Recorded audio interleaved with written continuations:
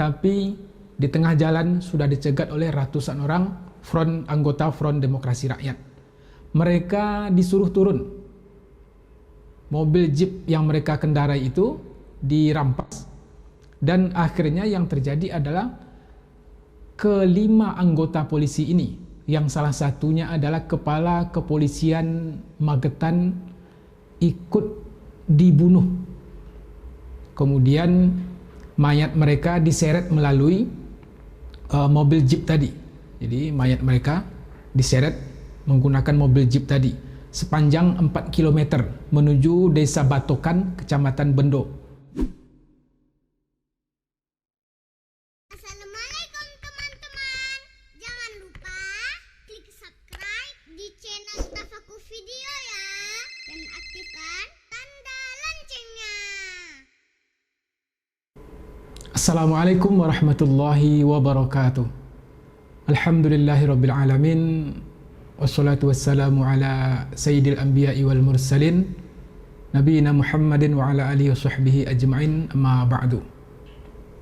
Yang jarang terungkap tentang bagaimana tindak kekerasan dan perlakuan-perlakuan keji yang diperbuat oleh kelompok Front Demokrasi Rakyat atau Partai Komunis Indonesia dalam pemberontakan mereka di Madiun, Jawa Timur pada tahun 1948 adalah tentang banyaknya korban dari kalangan aparat kepolisian. Sungguhnya tidak sedikit dari aparat kepolisian yang menjadi korban keganasan, yang menjadi korban kekejaman dari perilaku-perilaku orang-orang Front Demokrasi Rakyat atau PKI itu. Dan di antara yang bisa kami ungkapkan di sini berdasarkan laporan resmi dari Markas Besar Kepolisian Republik Indonesia yang dilansir pada tahun 1991 yang lalu, yaitu pada awal bulan September 1948 di Kota Magetan itu banyak terjadi perampokan, banyak terjadi penculikan yang kemudian menyebabkan masyarakat setempat menjadi resah. Sampai pada satu kejadian ada seseorang yang meninggal. Dan berita tersebut sangat menghebohkan. Maka salah seorang anggota kepolisian dari bagian reserse kepolisian Kabupaten Magetan yang bernama Sutarjo diperintahkan oleh Kepala Kepolisian Magetan, Bapak Ismiadi, untuk menyelidiki kasus tersebut. Dan setelah diselidiki kasus pembunuhan yang terjadi di daerah Lembayan, nama daerahnya, setelah diselidiki oleh Bapak Sutarjo ini, akhirnya didapati bahwasanya yang melakukan tindak pembunuhan terhadap seorang warga itu adalah dari pasukan tentara laut. Ketika itu, pasukan tentara laut ini berkecenderungan atau berideologi kiri. Setelah diketahui bahwasanya pelaku pembunuhan itu mengarah kepada kelompok tentara laut yang berideologi kiri, maka pihak kelompok tentara laut ini pun akhirnya merasa tidak nyaman. Kemudian apa yang terjadi? Mereka melakukan tindakan balasan. Kepada siapa mereka melakukan tindakan balasan? Kepada aparat kepolisian, khususnya kepada Bapak Sutarjo yang melakukan penyidikan terhadap pembunuhan itu. Dan ketika pulang dari Kenduri, Bapak Sutarjo dan istrinya dicegat oleh kelompok Front Demokrasi Rakyat.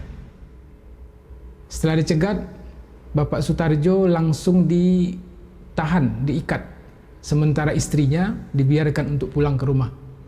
Sesampai di rumah, sang istri melapor kepada Kepala Kepolisian Madiun dan juga kepada pihak-pihak lain bahwasanya suaminya ditangkap oleh orang tak dikenal, yang di kemudian hari diketahui bahwasanya pelaku penculikan terhadap aparat kepolisian itu adalah dari Front Demokrasi Rakyat.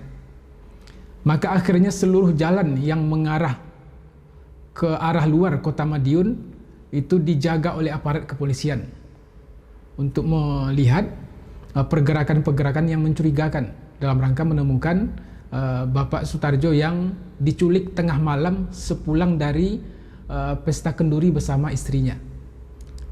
Setelah dilakukan operasi penyisiran di jalan-jalan menuju keluar kota Madiun, selang beberapa hari sesudah itu, lebih kurang 3 hari kemudian, akhirnya jasad Bapak Sutarjo ini ditemukan mengambang di Sungai Somiboto, Jombang, yang dalam kondisi terbungkus karung. Ini kejadian bisa disebut sebagai peristiwa pertama sebelum terjadinya pemberontakan 18 September 1948 di Madiun itu. Jadi di Magetan, tetangganya Madiun, di kantor polisi ini telah menjadi korban kekejaman kelompok berhaluan kiri. Yang menjadi korbannya itu adalah pihak bagian reserse kepolisian Magetan yang bernama Bapak Sutarjo. 3 hari berselang sesudah itu, jasadnya ditemukan mengambang terbungkus karung di Sungai Somiboto. Kemudian pada tanggal 17 Septembernya, ini masih di kota Magetan, pada tanggal 17 September, artinya ini 1 hari sebelum diumumkannya pergerakan orang-orang komunis, Front Demokrasi Rakyat ataupun Partai Komunis Indonesia. Pada tanggal 17 September, masa Front Demokrasi Rakyat atau PKI itu menyerbu kantor Polres Goranggareng, masih berada di Kabupaten Magetan. Mereka menyerbu kantor polisi Goranggareng. Dalam penyerbuan ini, pasukan polisi yang ada di kantor tidak seimbang, hanya lebih kurang 15 orang. Sementara yang menyerbu itu ratusan, bahkan ada yang menyebut ribuan orang, bersenjatakan senjata tajam, kemudian arit, bambu runcing, dan berbagai macam senjata-senjata lainnya. Dengan kekuatan yang tak seimbang itu, akhirnya dalam tanda petik mereka bisa menguasai kantor kepolisian di Goranggareng. Dalam peristiwa ini terjadi pertempuran sengit yang memang sangat tak seimbang itu, tetapi pihak kepolisian yang berjaga di sana juga berusaha untuk mempertahankan kantor mereka dari serangan orang-orang Front Demokrasi Rakyat. Akhirnya apa yang terjadi? Yang terjadi adalah Kepala Kepolisian Goranggareng ini, Bapak Duryat, gugur, dan beberapa orang anggota lainnya. Ini kejadian lain di tempat yang tidak sama, anggota kepolisian gugur mempertahankan kantornya disebabkan oleh serbuan dari kelompok Front Demokrasi Rakyat atau Partai Komunis Indonesia, dan juga beberapa anggota polisi lainnya yang ada di kantor ini. Mendengar berita ini sampai ke kantor kepolisian Magetan, atau dalam bagian lain, informasi lain yang kami baca, bahwasanya setelah mereka menguasai kantor polisi Goranggareng ini, ada anggota PKI yang pura-pura mengaku sebagai anggota kepolisian Goranggareng ini menelpon ke kantor kepolisian Magetan. Jadi ada 2 versi dalam hal ini. Ada yang menyebutkan informasinya langsung sampai kepada kantor kepolisian Magetan, dari pihak lain maksudnya informasi ini telah terjadi penyerbuan. Informasi lain menyebutkan bahwasanya setelah penyerbuan itu, pihak Front Demokrasi Rakyat mengatasnamakan polisi Goranggareng menelpon ke kantor kepolisian Kabupaten Magetan. Dalam teleponnya itu, dia minta bantuan ke pihak kepolisian yang ada di Kabupaten Magetan supaya dikirim beberapa orang anggota karena terjadi perampokan di Goranggareng, terjadi perampokan di kerusuhan di kantor polisi Goranggareng. Atau dalam versi lainnya, setelah mendapatkan informasi diserbunya kantor polisi ini sampai ke kantor kepolisian Magetan, akhirnya Kepala Kepolisian Kabupaten Magetan, Bapak Isniadi, dan beberapa orang anggota segera meluncur ke tempat kejadian perkara. Beliau mengendarai sebuah mobil jeep yang dipinjam dari Bupati Magetan. Dengan mobil jeep itu beliau berangkat bersama 4 orang anggotanya. Dalam perjalanan menuju kantor polisi Goranggareng ini, beliau dicegat oleh ratusan massa dari Front Demokrasi Rakyat. Jadi belum lagi beliau sampai ke kantor polisi Goranggareng, tapi di tengah jalan sudah dicegat oleh ratusan orang anggota Front Demokrasi Rakyat. Mereka disuruh turun. Mobil jeep yang mereka kendarai itu dirampas, dan akhirnya yang terjadi adalah kelima anggota polisi ini, yang salah satunya adalah Kepala Kepolisian Magetan, ikut dibunuh. Kemudian mayat mereka diseret melalui mobil jeep tadi.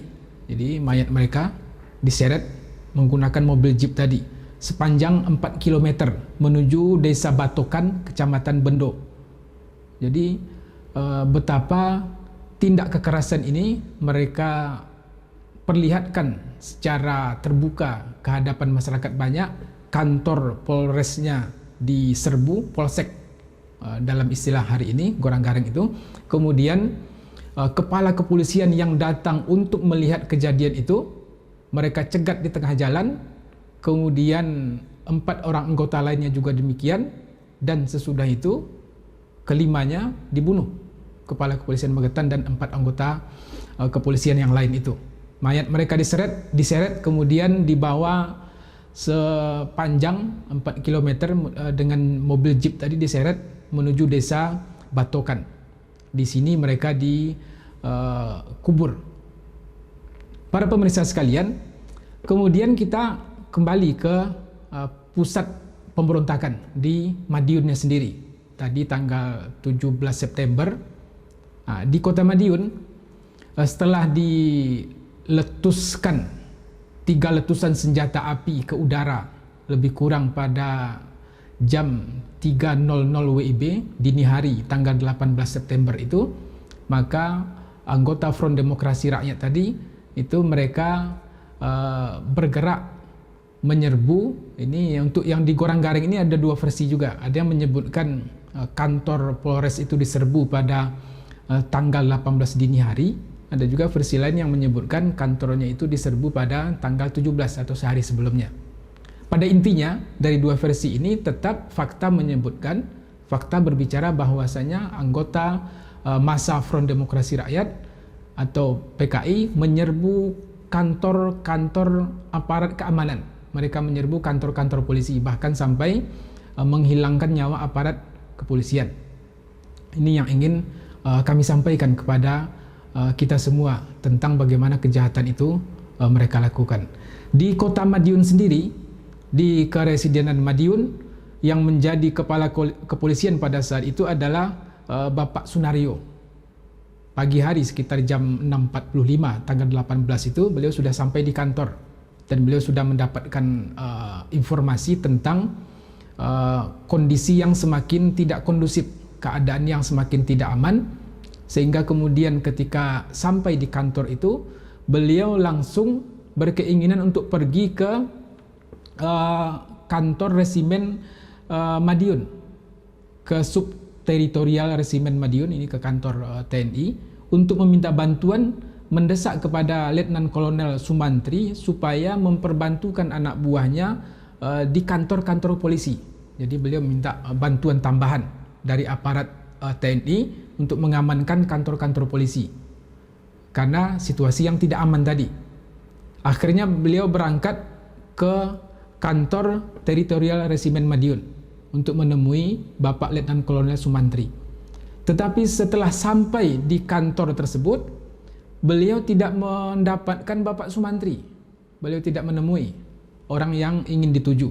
Tapi yang beliau temui pada saat itu adalah orang lain yang tidak dikenal sama sekali. Setelah sampai di sana, beliau menceritakan tentang kondisi yang tidak aman dan keinginan untuk meminta bantuan kepada aparat TNI supaya ikut mengamankan daerah Karesidenan Madiun ataupun kantor-kantor kepolisian yang ada. Tetapi apa jawaban yang didapatkan oleh Bapak Sunario, Kepala Kepolisian Karesidenan Madiun ini, dari orang yang duduk di ruangan Bapak Letnan Kolonel Sumantri ini, yang orang tersebut tidak beliau kenal. Ini saya kutipkan ungkapan dari orang tersebut kepada beliau. Apakah Bapak Komisaris Polisi Sunario mau bekerja sama dengan FDR atau PKI? Jadi setelah mengutarakan maksud kedatangannya kepada orang yang tak dikenal itu, kemudian orang yang tak dikenal itu menyampaikan kepada Kepala Kepolisian Karesidenan Madiun. Ungkapannya apa? Apakah Bapak Sunario mau bekerja sama dengan Front Demokrasi Rakyat atau PKI, kemudian diangkat menjadi pejabat kepolisian? Artinya ini dalam struktur jabatan baru dari jabatan beliau yang sudah ada sebelumnya. Ketika beliau mau diajak untuk bekerja sama, maka beliau akan ditempatkan dalam struktur baru dari jabatan kepolisian yang ada. Mendengar jawaban itu, Bapak Sunario tadi langsung terkejut, karena yang dihadapinya rupanya pada saat itu, pada pagi itu adalah orang Front Demokrasi Rakyat atau orang PKI. Tanpa pikir panjang, beliau tentunya menolak tawaran itu. Dan apa yang terjadi setelah beliau menolak tawaran tersebut? Beliau ditangkap. Jadi Kepala Kepolisian Karesidenan Madiun ditangkap oleh orang Front Demokrasi Rakyat.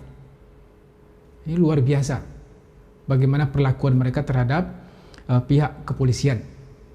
Dan yang ditangkap tidak hanya beliau pada saat itu. Ada sekitar 30-an orang yang ditangkap di tempat mana Bapak Sunario ini ditawan. Jadi ada lebih kurang 30 orang. Dan pada tanggal 25 September malam, Bapak Sunario beserta tawanan yang lain itu dieksekusi, dibunuh. Dan tercatat di sini, selain Bapak Sunario yang gugur dalam kejadian itu, anggota kepolisian yang juga ikut menjadi korban adalah, ini saya bacakan. Pertama adalah Bapak Subianto, mantan Kepala Kepolisian Karesidenan Madiun. Yang kedua Bapak Sudarman, Kepala Polisi Kota Madiun. Yang ketiga Bapak Danu, Kepala Bagian Pengawasan Masyarakat Polisi Karesidenan Madiun. Yang keempat maksudnya adalah Bapak Subarpak, Kepala Bagian Intel Polisi Karesidenan Madiun. Yang kelima, Bapak Subarjo, Wakil Komandan MBK, Mobil Brigade, kalau sekarang namanya Brimob, Brigade Mobil, Wakil Komandan Brimob Madiun. Dan yang keenam adalah Bapak Gunung Ismail, juga anggota kepolisian. Jadi pada malam tanggal 25 September 1948, di samping Bapak Sunario, Kepala Kepolisian Karesidenan Madiun tadi yang dieksekusi, ada 6 orang lagi anggota kepolisian lainnya, dan salah satunya adalah mantan Kepala Kepolisian Karesidenan Madiun. Jadi luar biasa mereka melakukan tindakan-tindakan kekerasan yang kalau pada tahun 1965 dalam peristiwa 30 September itu yang menjadi korban adalah dari kalangan Tentara Nasional Indonesia Angkatan Darat. Tapi sebelumnya di peristiwa 1948 di Madiun ini, yang menjadi korban dari aparat adalah dari pihak kepolisian. Selanjutnya adalah kita kembali ke Magetan. Kita kembali ke Magetan, yaitu pada tanggal 19 Septembernya. Jadi di Madiun mereka mengeksekusi, menangkap kepala kepolisian dan 6 orang anggota kepolisian yang lainnya. Selanjutnya di Magetan sendiri pada tanggal 19 Septembernya, kantor polisi pun diserbu. Jadi kantor kepolisian Magetan pun diserbu. Kalau tadi kan yang diserbu itu adalah polseknya, setingkat polsek di daerah Goranggareng. Maka pada bagian lain, setelah Goranggareng mereka serbu, pada tanggal 19 Septembernya, kantor kepolisian Kabupaten Magetan sendiri yang ikut menjadi sasaran kebengisan dari kelompok Front Demokrasi Rakyat. Dari informasi pihak markas besar kepolisian yang saya dapatkan, ini saya bacakan kepada kita semua, mereka menyerbu kantor kepolisian Magetan itu dengan berbagai macam senjata yang ada, baik itu senjata api, golok, pedang, kemudian bambu runcing. Dan dalam penyerbuan itu yang memang sangat tidak seimbang, akhirnya 50 orang aparat kepolisian yang ada di kantor tersebut menyerah dengan 30 pucuk senjata api yang mereka punyai ikut diserahkan. Mengingat dan menimbang adalah tentang keselamatan keluarga dan anak mereka yang ada di rumah. Jadi anggota polisi yang menyerah ini dengan pertimbangan tersebut, akhirnya mereka tidak melanjutkan perlawanan terhadap kelompok yang menyerbu kantor polisi itu. Mereka menyerah kepada pihak massa Front Demokrasi Rakyat sebanyak 50 orang dan 30 pucuk senjata api. Besok paginya mereka dipindahkan ke tahanan atau ke penjara Magetan. Pada tanggal 23 Septembernya, seluruh tawanan itu diangkut dalam kondisi tangan terikat ke belakang, digiring ke pangkalan lori tebu menuju ke pabrik gula Rejosari. Jadi di depan rumah sakit Magetan itu ada pangkalan lori, tempat mengangkut tebu. Mereka dinaikkan ke dalam lori itu dan selanjutnya dibawa ke pabrik gula Rejosari Goranggareng. Ada sekitar 300 orang yang ditahan di sana. Di samping tadi ada anggota kepolisian, sisanya adalah masyarakat ataupun tokoh-tokoh masyarakat ataupun kalangan dari anggota partai Masumi, ulama ataupun dari musuh-musuh politik mereka yang lain. Ada lebih kurang 300 orang yang ditahan di sana. Setelah akan adanya gerakan untuk menumpas tindakan yang dilakukan oleh massa Front Demokrasi Rakyat tadi, jadi mereka juga mendapatkan informasi akan ada perlawanan dari pihak Republik Indonesia atau dari pihak pemerintah untuk mengamankan daerah Madiun, dan mereka mendapatkan kabar tentang akan adanya serangan atau operasi dari pihak pemerintah yang dalam hal ini diantaranya dari pasukan Siliwangi yang datang ke Madiun dan sekitarnya itu. Setelah mereka mendapatkan informasi bahwasanya akan ada serangan dari pihak militer untuk membebaskan tawanan yang ada di Goranggareng ini, mereka kemudian melakukan apa? Ini sesuatu yang sangat menakutkan, sesuatu yang sangat mengerikan, tindakan-tindakan horor yang mereka akan perbuat. Mereka mulai membunuh para tawanan tersebut secara bertahap. Jadi 300 orang yang ada di tawanan tadi, yang di di tempat pabrik gula Rejosari ini, akhirnya mereka mulai mengeksekusi satu persatu tawanan yang ada. Dan pada hari pertama saja itu ada 21 orang anggota polisi beserta tawanan lainnya yang dibunuh di desa Soco, Kecamatan Bendo. Dan jenazah mereka ini ditumpuk. Jadi setelah dieksekusi lebih kurang 21 orang anggota kepolisian dan tawanan yang lain itu, mereka dibawa ke desa Soco dan dikuburkan di dalam sumur berkedalaman 15 meter. Jadi ditumpuk jasad jenazah para korban kekejaman itu dalam sumur berkedalaman lebih kurang 15 meter. Model eksekusi yang mereka lakukan adalah tawanan itu disuruh berdiri di bibir sumur. Kemudian tengkuknya dipukul dengan balok atau potongan kayu yang menyebabkan korban langsung pingsan dan ambruk, langsung didorong atau langsung bisa jadi terjatuh masuk ke dalam sumur itu. Setelah sumur itu dianggap penuh oleh musuh-musuh mereka ini, akhirnya anggota massa Front Demokrasi Rakyat menimbun sumur itu. Kemudian eksekusi lainnya yang mereka lakukan di desa Batokan. Ini ada beberapa desa tempat mereka melakukan eksekusi terhadap tawanan-tawanan dari musuh-musuh politik mereka.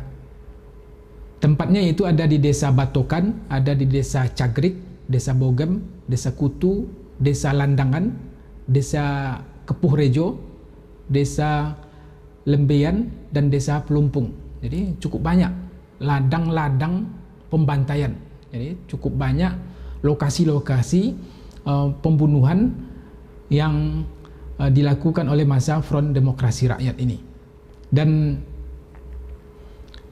pada tanggal 27 September, ini tanggal 27 September, kalau tadi kan tanggal 23, ketika mereka mendengar akan ada pembersihan dari pihak pemerintah terhadap tawanan, artinya pihak pemerintah ingin kembali memulihkan keadaan dan akan membebaskan tawanan-tawanan orang-orang PKI itu, atau tawanan musuh-musuh politik PKI tadi. Akhirnya mereka mengeksekusi sebagian pada tanggal 27 dan menguburkan jasad mereka di sumur yang tersebar di beberapa desa yang kami sebutkan. Kemudian pada tanggal 27 September mereka mengeksekusi seluruh tawanan yang ada di pabrik gula Rejosari Goranggareng. Jadi kalau tadi tawanan itu dibawa keluar, dibawa ke tempat lain. Kalau ini adalah eksekusi massal yang dilakukan di pabrik gula Rejosari Goranggareng itu. Model eksekusi yang mereka lakukan adalah dengan memecahkan seluruh kaca-kaca jendela tempat di mana ada tawanan. Dan setelah kaca jendela tersebut dipecahkan, itu sudah muncul moncong-moncong senjata di tempat jendela yang di kacanya dipecahkan. Dan selanjutnya yang terjadi adalah moncong-moncong senjata itu memuntahkan peluru, menghajar siapa saja yang ada di dalam ruangan, dalam kamar tempat pabrik gula itu berada. Jadi seluruh tawanan itu menjerit, menyayat hati, mendapati berondongan peluru dari pihak Front Demokrasi Rakyat atau dari pihak PKI. Dan itu mereka lakukan pada tanggal 27 September sekitar jam 11 siang. Dari kaca jendela yang dipecahkan, yang di sana moncong-moncong senjata api itu memuntahkan pelurunya, sehingga akhirnya hampir seluruh tawanan itu meregang nyawa. Seluruh tawanan itu banyak yang wafat. Hanya beberapa orang di antara mereka yang selamat. Di antara yang selamat itu adalah yaitu anggota kepolisian yang bernama Bapak Suyono. Ini dari anggota Brigade Mobil. Dia menceritakan kisahnya bahwa selamatnya dia pada saat itu adalah karena dia berada di bawah moncong senjata tadi. Jadi senjata itu mengarah ke sini, dia berada di bawah, berarti dia berada di dekat dinding sehingga tidak kena oleh muntahan peluru tadi. Ketika dia mendengar teriakan kesakitan dari anggota tawanan yang lain, kehausan, akhirnya mohon maaf, dia meminumkan air seninya kepada tawanan itu. Saking tidak adanya sesuatu yang bisa diminum, sehingga air seninya sendiri, karena dalam tahanan itu disebutkan pula bahwasanya para tawanan itu hanya diberikan tabung dari bambu untuk membuang air seni mereka. Nah, dan ketika proses eksekusi tersebut selesai, ada tawanan yang merintih kesakitan, kehausan, akhirnya Bapak Suyono ini berinisiatif untuk memberikan minum kepada yang kesakitan tadi, dan minuman itu adalah dari air seni karena kondisi darurat yang sangat mencekam pada saat itu. Sementara pada bagian lain ada lagi anggota kepolisian yang selamat yang bernama Bapak Suwandi Ibun. Dia berada di tempat lain, di ruangan itu hanya dia yang selamat dari berondongan senjata api. Setelah situasi dirasanya agak tenang, dia berusaha mencongkel jendela untuk keluar dan melarikan diri. Sementara tubuhnya berlumuran darah karena percikan dari korban-korban yang lain. Segera setelah berhasil keluar dari ruangan itu, dia mencebur ke dalam got yang ada di belakang pabrik. Rupanya air dalam got itu sangat panas, sehingga akhirnya dia buru-buru keluar dan mencopot seluruh pakaian yang ada di badannya. Mohon maaf, telanjang bulat beliau sesudah itu. Berlari sekencang-kencangnya datang ke rumah warga untuk meminta pakaian dalam, dan tidak ada warga yang mau menolong. Karena bisa kita maklumi pada saat itu kondisi yang sangat mencekam. Ini tiba-tiba ada orang dengan tanpa sehelai benang pun minta tolong. Tidak ada ketahui ini orang baik, ini musuh, ini kawan, itu tidak ada yang mengetahui. Maka wajar pula ketika Bapak Suwandi Ibun ini tidak mendapatkan ada orang yang mau membantunya. Barulah setelah beliau berjalan lebih kurang 2 km, ada salah satu keluarga yang berkenan menolong beliau untuk memberikan pakaian kepadanya. Kita berpindah ke tempat lain, yaitu di daerah Malang. Massa Front Demokrasi Rakyat juga menyerbu kantor Polsek Donomulyo yang berada di Kota Malang, sekitar 40 km dari tepatnya dari Kota Malang. Terjadi pertempuran sengit antara Massa Front Demokrasi Rakyat dengan pihak kepolisian. Akhirnya pertempuran sengit yang memang itu sama dengan kondisi di tempat lain, tempat mana kantor polisi diserbu, tidak seimbang dari jumlah yang ada. Jumlah penyerbu jauh lebih banyak daripada pihak kepolisian yang ada di kantor itu. Akhirnya Kepala Kepolisian Polsek Donomulyo ini, Bapak Lilik Puguh, memerintahkan kepada anak buahnya untuk meninggalkan kantor supaya bisa menyelamatkan diri. Jadi beliau memerintahkan kepada anggotanya untuk bisa menyelamatkan diri. Beberapa di antara anggota mereka itu, di antara anggota kepolisian yang ada di Polsek Donomulyo ini berhasil melarikan diri. Tetapi malang bagi Bapak Lilik Puguh yang menjadi kepala Polsek Donomulyo itu, beliau tertangkap beserta anggota yang lain, yaitu Bapak Pramu, Bapak Musiatun, dan Bapak Yusuf. Mereka akhirnya tertangkap dari Pasar Donomulyo, karena kantor Polsek ini tidak jauh dari Pasar Donomulyo. 4 tahanan PKI ini atau polisi yang menjadi tawanan anggota PKI ini dibawa ke Dusun Ngerendeng, Desa Sumberoto. Untuk apa? Untuk menjalani eksekusi, dan mereka dikuburkan dalam satu lubang di tempat pemakaman umum yang ada di sana. Ini para pemirsa sekalian, beberapa fakta yang mungkin jarang diungkap tentang kekejaman pihak Front Demokrasi Rakyat atau PKI terhadap aparat kepolisian. Dari apa yang kami sampaikan ini, kemudian di total jumlah korbannya, ini sungguh luar biasa. Ini saya akan bacakan jumlah korban yang didata oleh Markas Besar Kepolisian Republik Indonesia dan diterbitkan dalam sebuah buku yang berjudul Peranan Polri dalam Menumpas Pemberontakan PKI di Madiun 1948. Terbit buku ini pada tahun 1991, disusun oleh Subdirektorat Sejarah, Direktorat Personil Markas Besar Kepolisian Republik Indonesia. Pada halaman 95, di sini ada rincian tentang anggota polisi yang menjadi korban, khususnya di Kabupaten Magetan. Anggota Polri di kantor polisi Magetan yang gugur dalam melaksanakan tugas melawan pemberontakan PKI atau mereka yang dieksekusi oleh anggota PKI tersebut, untuk kantor polisi Kabupaten Magetan saja jumlahnya 47 orang. Setelah ditotal, ada 47 orang anggota polisi Kabupaten Magetan yang gugur disebabkan oleh kekejaman orang-orang Front Demokrasi Rakyat atau PKI. Kemudian di tempat lain, di distrik polisi Goranggareng atau di Polsek Goranggareng, jumlah polisi di distrik Goranggareng yang gugur dalam melaksanakan tugas melawan pemberontakan PKI hampir 50-an orang yang gugur. Totalnya dari informasi ini adalah 90 orang keseluruhannya. Untuk Kabupaten Magetan, anggota kepolisian yang gugur itu berjumlah 90 orang.